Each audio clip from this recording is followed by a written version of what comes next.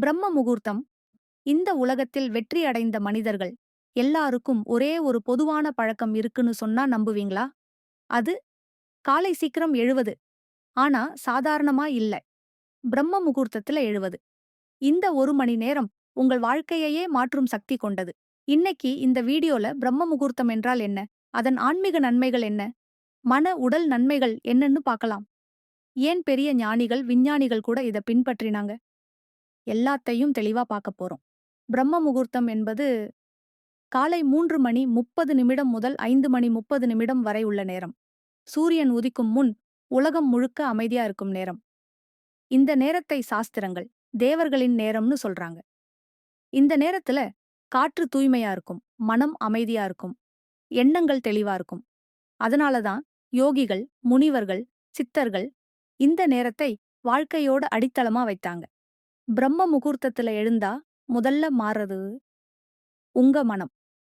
Over thinking குறையும், தேவையில்லாத பயம் குறையும், கவலைகள் மெதுவா மறையும். ஏன்னா, இந்த நேரத்துல உலகத்தோட சத்தம் இல்ல, மனத்தோட சத்தம் மட்டும் கேட்கும். ஒரு நாள் முழுக்க நீங்க எப்படி ஃபீல் பண்ணுவீங்கன்னு இந்த 1 மணி நேரம் தான் முடிவு பண்ணும்.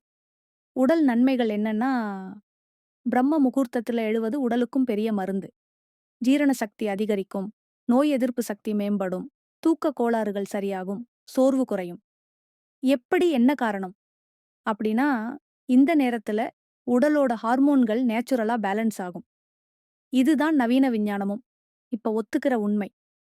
ஆன்மீக நன்மைகள்னு பார்த்தோம்னா, பிரம்ம முகூர்த்தம் ஆன்மீகத்துக்கு கோல்டன் டைம்னு சொல்லலாம். இந்த நேரத்துல ஜெபம், தியானம், பிரார்த்தனை செய்தா அதோட பலன் பல மடங்கு அதிகமா கிடைக்கும். ஏன்னா, இந்த நேரத்துல உங்க மனம் அகங்காரம் இல்லாம அமைதியா இருக்கும். அதனால தான் இந்த நேரத்துல செய்த பிரார்த்தனை நேரடியாக இறைவனுக்கு போகும்னு சொல்லுவாங்க. வெற்றியாளர்கள் பின்பற்றிய பழக்கம் இந்த பிரம்ம முகூர்த்தில எழுவது. விவேகானந்தர், அப்துல் கலாம், பெரிய யோகிகள் எல்லாரும் ஒரே விஷயத்த சொல்றாங்க. காலை சீக்கிரம் எழுந்துருன்னு. அந்த நேரத்துல நீங்க உங்க வேலைய பண்றீங்கன்னா, மத்தவங்க உங்கள டிஸ்டர்ப் பண்ண முடியாது. வெற்றி ஆக்சிடென்ட்டா வர்றதில்ல. அது டிசிப்ளினா வேலை செய்யறதோட ரிசல்ட். எப்படி பழக்கமாக்குவது? எனக்கு முடியலன்னு நினைக்காதீங்க. ஒரே நாள்ல 3:30 எழ வேண்டாம். தினமும் 10 முதல் 15 நிமிஷம் முன்னாடி எழுந்தா போதும். இரவு மொபைல் யூசேஜ் குறைச்சா போதும். தூங்குற முன்னாடி மனசுல தீர்மானம் வைங்க. நாளைக்கு நான் சீக்கிரம் எழுவேன்னு. மனம் கேட்டா உறுதியா நினைச்சா உடலும் கேக்கும். இங்க நெறைய பேருக்கு அலார்ம் வச்சாலும் அது ரிங் ஆறதுக்கு முன்னாடியே கரெக்ட் எழுத்துருவாங்க. எப்படி மனசுல இந்த டைம்க்கு எழுந்திரணுங்கிற எண்ணம் ட்ரை பண்ணுங்க. நீங்க உங்க வாழ்க்கைய முன்னேற்றணும்னு நினைக்கிறீங்களா? அப்போ உங்க கால நேரத்த மாற்றுங்க. பிரம்ம முகூர்த்தம் ஒரு நேரம் மட்டும் இல்ல. அது ஒரு வாய்ப்பு. அது ஒரு வரம். அது ஒரு புதிய வாழ்க்கையின் தொடக்கம். பிரம்ம முகூர்த்தத்துல எழுந்து பாருங்க. உங்க வாழ்க்கையே உங்களுக்கு நன்றி சொல்லும்.